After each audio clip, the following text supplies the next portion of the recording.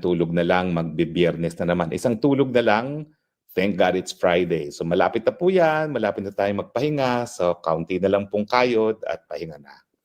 Well, ngayon naman po, bago tayo mag-spokes hour muli, nagpapasalamat po ako sa inyong pagtanggap doon sa aking eksplanasyon na hindi po talaga ako kahit kailan naghimasok sa kaso ni Tatay Digong sa ICC. Bakit po? Kasi po, ako nga po yung kauna-unahang Asian na na-admit bilang ICC List Counsel.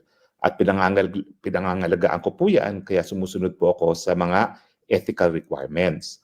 Now, sa totoo lang po, yung mga rules of legal ethics, mas stricto ang Pilipinas.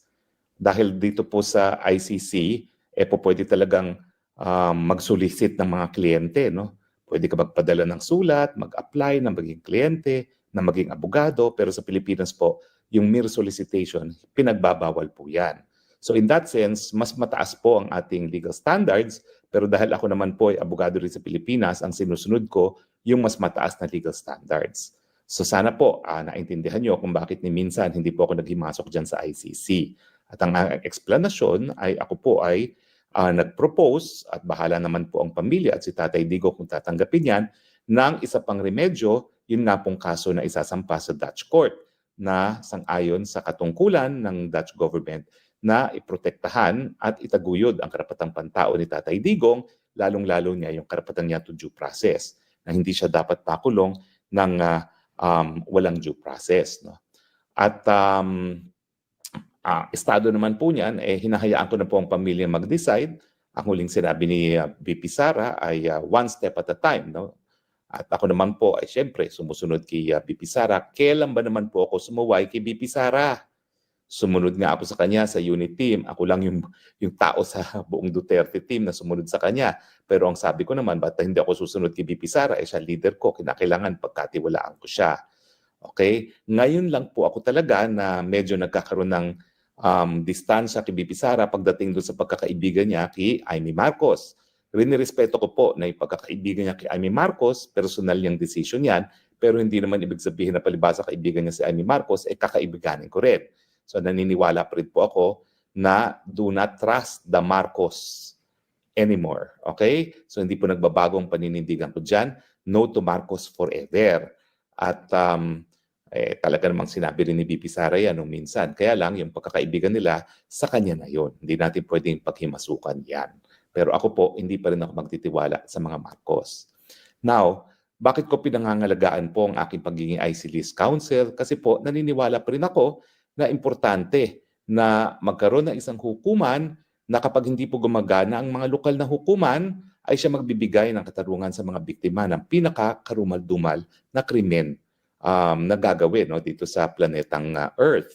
At naniniwala po ko na ang pinakamalaking banta sa pagtutuloy ng buhay ng ICC ay yung pagpilitan ng ICC na duminig ng kaso gayong meron naman po mga lokal na hukuman na bukas at gumagana. At yan nga po nangyari sa Pilipinas kung bakit ako na po siguro yung numero 1 na naglabi para maging miyembro tayo ng ICC. Ako rin ang nag-deliver po ng talumpati sa ICC Assembly of State Parties sa United Nations sa New York na nagsasabi na kung magpapatuloy kayo na imbestigahan si Tatay Digong, lalabas at lalabas kami sa Rome Statute na nangyari nga dahil pinagpatuloy yung investigasyon labang kay Tatay Digong na hindi naman po dapat dahil gumagana nga ang mga hukuman. Ang paninindigan naman po ni Tatay Digong, bukas po ang lokal na hukuman, tayo isang soberenyong bansa, isang independenteng bansa, kaya ang importante kung mayroong mga sa tingin nila na sila po ay nalabag ang kanilang karapatan, lalong-lalo na karapatang mabuhay, isang pa lang po ang kaso sa Pilipinas at haharapin naman po yan ni Tatay Digong. Di ba po, nung minsan, dinimanda na siya ni Franz Castro, hinarap naman po niya at yan naman po ay na-dismiss. So wala pong balakid para sa kahit sino na gustong idemanda si Tatay Digong for murder na sa Pilipinas po magdemanda. At yan naman po ay alinsunod na rin sa nakasaad sa Rome Statute na talaga naman pong ang ICC ay hindi po siya court of first instance. Siya po ay court of last resort na ang talagang court of first instance ay mga lokal na hukuman pa rin. Now, kaya nga po ngayon, dahil hindi naman po ako naghihimasok sa kaso ng ICC, importante naman po na bilang kauna-unahang Pilipino na kinilala ng ICC as a list counsel, kauna-unahang Asian nga po, I-guide ko naman kayo, mga nagmamahal kay Tatay Digong, kung ano na ang estado ng mga pangyayari dito sa hukuman. At in fact, makikipag-unayan po tayo sa isang television channel at magkakaroon na tayo ng programa na regular na ipapakita dun sa television channel na yun, no? Kung saan kapag nagsimula na po yung confirmation of charges, yung paglilitis ni Tatay Digong, i-annotate po natin yan, no? Dahil siguro naman po dahil tinuro ko ang international law at ako po talaga ay talagang promotor sa pagiging miyembro ng Pilipinas sa ICC at ako rin po ang nagsabi na bibitiw tayo, meron naman po tayong konti kaalaman dyan sa ICC, bagamat minamaliit po tayo ng mga puti. In any case, so yan po ang gagawin natin ngayon. Simula na po ngayon, ito po ang tatawag na natin dito ay the view from the ICC. Okay? Hindi na po updates dahil ang updates, yung mga pangyayari lang, tuloy pa rin po yan. Kapag meron mga nangyari, updates from The Hague. Pero kapag meron pong explanation sa mga pangyayari, yan po itatawagin natin the view from the ICC dahil yung mga interpretasyon ko naman sa mga pangyayari ay personal ko po yan at yan po yung mga opinion at hindi po yan galing sa abogado ni Tatay Digong dahil ulitin ko po, hindi po ako abogado ni Tatay Digong sa ICC. Kaya nga po, wala rin akong obligasyon na makipagtulungan sa ICC Defense Team, no?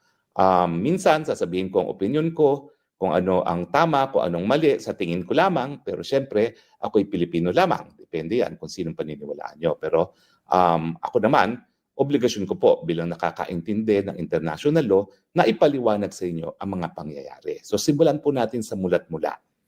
Okay, ang ICC po itinatag nga dahil dun sa karanasan natin nung pangalawang pandaigdigang digmaan na milyones ng mga Hudyo ang pinatay ng mga Nazi sa Germany, no?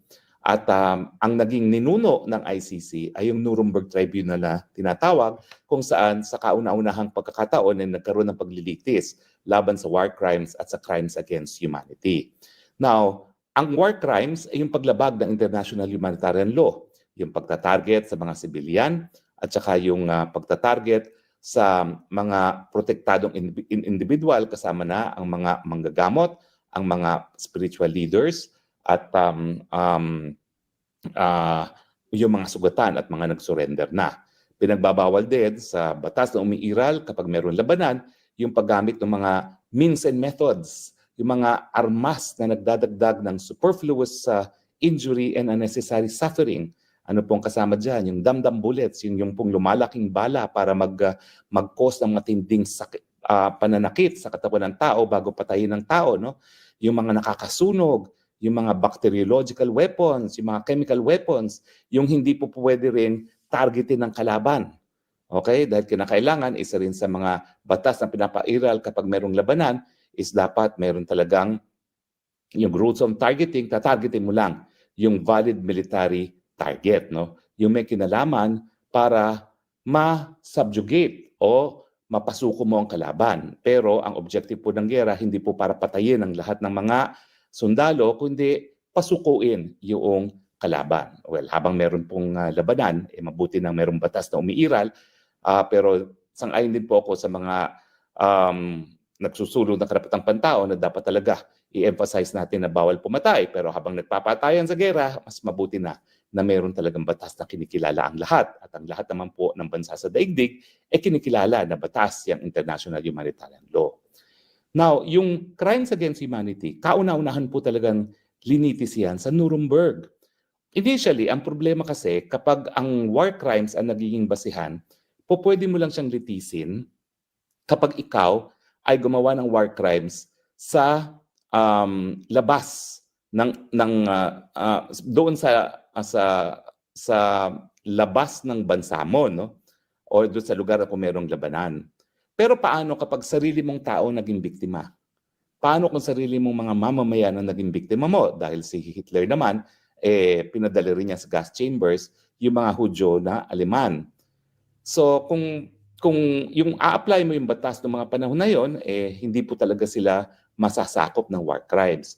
Pero hindi naman po pwede na palibasa hindi sila mga mapaprosecute for war crimes, palalayain na sila dahil milyon na ang pinatay doon sa World War II. So ang ginawa nila, gumawa ng bagong krimen, crimes against humanity, no? ito nga ay yung systematic or widespread attack against civilian populations knowing na ang target ay civilian. O tatagalugin ko po. Ito po ay yung pagpatay ng mga lawakan, maramihan, o di naman kaya in a systematic manner, ayon sa isang systematic na plano, na pagpatay ng civilian.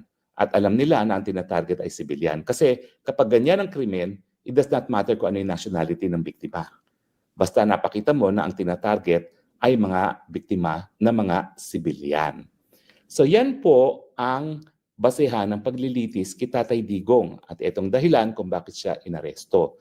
Dahil di umano, ang war on drugs ay either systematic or widespread. Malawakang pagpatay ng mga sibilyan na tinatarget ay mga sibilyan. O, diba? Nakita nyo na kaagad kung ano talaga ang napakasimpleng depensa ni Tatay Digong. No? Excuse me, walang tinarget na sibilyan si Tatay Digong dahil sila ay sibilyan. Kung meron mang namatay, una-una hindi ito pananarget.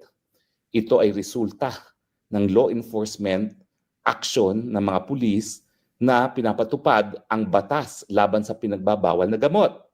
So doon pa lang, semplang na sila. Kasi in the first place, yung gera laban sa gera ay isang obligasyon ng Estado dahil kabahagi siya ng obligasyon ng Estado na ipatupad ang mga batas laban sa pinagbabawal na droga. At ito naman po ay obligasyon ng Estado hindi lang sa Pilipinas kundi sa buong daigdig. Kaya nga po diyan sa UN Austria, diyan po nakabase yung Drug Enforcement Agency kumbaga ng United Nations. No? At diyan talaga nagtutulungan ng mga iba't ibang bansa sa United Nations para supuin itong problema ng droga. So makikita nyo na talagang ang pangunahing depensa natin, unang-una, walang targeting ng sibilyan dahil sila ay sibilyan. Kung meron man namatay, at sigurado naman meron mga namatay, dahil po yan sa isang legal na aksyon ng Estado na labanan ang pinagbabawal na droga at yung mga individual na nagpapakalat ng pinagbabawal na droga. Okay. Bawal bang pumatay ang mga pulis? Hindi po. Sa karapatang pantao, kapag merong banta sa buhay ng pulis, pwede pong gumamit ng dahas ang pulis para protektahan ang kanyang buhay. Kaya nga lang po, kapag nagkamali ang pulis at gumamit siya ng labis-labis na dahas para protektahan ang kanyang buhay, yung pulis mismo ay magkakaroon ng pananagutan. Now, dito sa crime against humanity, sino ba ang pwedeng mapanagot? Well, una-una siyempre, yung mga nag-utos. Okay, malinaw yan. Now, magagamit ba yung pag-utos na yan labang kay Tatay Digong? Malinaw na malinaw naman po ang sinasabi ni Tatay Digong. Mga pulis, kapag tama ang inyong ginagawa, suportado ko kayo. Kung talaga may banta sa mga buhay nyo, bakit kayo papayagang kayong mapatay? Di patayin nyo ang manggababanta sa buhay ninyo. Di ba? So, yung ganyang order po, legal. Hindi po yan illegal. Okay? Dahil legal at all circumstance na protektahan ang karapatang mabuhay ng kapulisan. Ang problema, ang mga tao na nalalaman, na nalalabag yung karapatang mabuhay dahil lantaran ng pagpatay ng tao maski walang banta sa buhay ng pulis at wala silang ginawa, yan ay magiging pananagutan. Ibig sabihin, dalawa yung pamamaraan para maparusahan ang kahit sino man ng crimes against humanity. Kung siya ay nag-utos, either ng malawakang pagpatay laban sa sibilyan, o di naman kaya yung systematic attack laban sa sibilyan dahil sila ay sibilyan, o di naman kaya alam niya na nagkakaroon ng widespread or systematic pagpatay ng sibilyan at wala siyang ginawa para pigilin ito at para imbestigahan, litisin at parusahan yung mga lumalabag sa batas.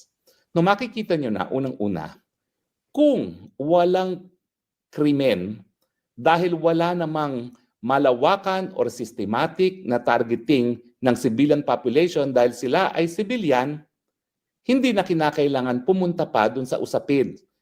Kung ang isang tao ba ay nag-utos o di naman kaya siya ay nalalaman niya na nalalabag ang batas at wala siyang ginawa. Yun yung tinatawag nating command responsibility. So two-stage yan. Meron bang krimen? Kung walang krimen, hindi mo na sasagutin sino yung responsable. Pero pag merong krimen, ang sasagutin mo ay sino ang responsable. Either nag-utos ka or dapat nalalaman mo, despite na alam mo, wala kang ginawa para pigilin o panagutin yung gumagawa ng krimen. Now, bakit ko dinidiscuss ito? Well, kasi ang parating na pagbibista ni Tatay Digong sa September 23 ay confirmation of charges. Ano ba ang katumbas ng confirmation of charges? Well, sinabi ko na sa inyo, iba yung sistema ng ICC. Inquisitorial ito, mas influence ng Europe. Ano nga ba yung mga pagkakaiba? Well, unang-una, yung pag-i-issue ng warrant of arrest, maski wala pang probable cause at ang definition ng probable cause na hinihingi ng hukuman ng Pilipinas ang ayon sa ating lokal na batas, yung likelihood na merong krimen na naganap at yung taong nasasakdal ay may posibilidad na siyang gumawa ng krimen. Mas mataas siya doon sa preponderance of evidence na ina-apply sa civil cases, pero mababa siya sa proof beyond reasonable doubt. Now, ang proseso sa ICC iba. Para magkaroon ng warrant of arrest at pagkatapos magkaroon ng preliminary investigation ng prosecutor, kung meron lang good grounds para mag-issue ng warrant of arrest, pwede na yan. Kaya nangyari kay Presidente Duterte, wala pang probable cause na meron kang krimen ang posibleng nangyari at posibleng siya ang responsable sa krimen na yan, pero nag-issue ng warrant of arrest dahil meron daw good grounds. Now, pero wala pang probable cause po yun, ha? Ang probable cause, mangyayari pa lang dito sa confirmation of charges. So ang katumbas ng confirmation of charges dito sa ating sistema sa Pilipinas ay yung parang preliminary investigation sa piskalya. Bakit mga huwes ang dumidinig dyan? Kasi nga, nung binubuo yung Rome Statute, ang Amerika nagko-complain. Makapangyarihan yung prosecutor na yan. Pwede niyang sampahan ng kaso at i-order ang pag-aares ng isang nakaupong presidente at hindi po pwedeng magamit yung sovereign immunity from suit bilang depensa. Sino yung prosecutor na yan?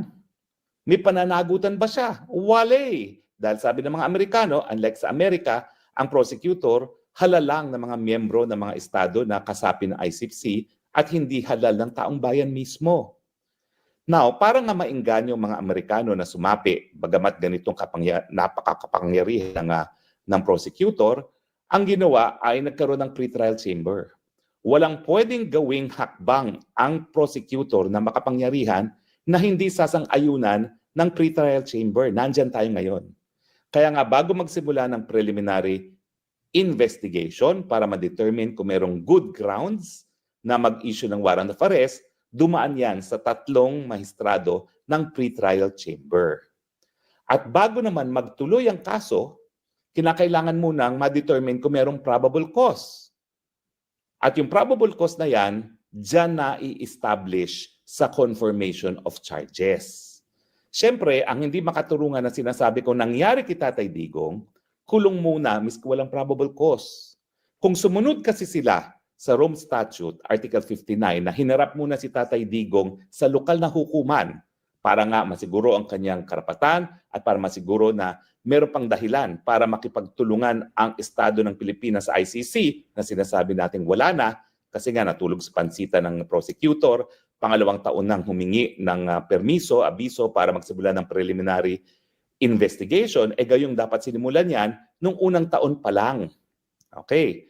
Now, hindi siya makatarungan kasi nga dahil hindi dumaan doon sa lokal na proseso na dapat hinarap muna sa RTC dahil habang dinidinig kung dapat nga siyang ipadala sa ICC, pwedeng humingi ng interim release. So yung interim release na ngayon hinihingi sa ICC, kung sinunod ng ICC yung proseso mismo ng hukuman na nakasaad sa Rome Statute, ang dapat magdesisyon dyan sa interim release ay yung lokal na hukuman.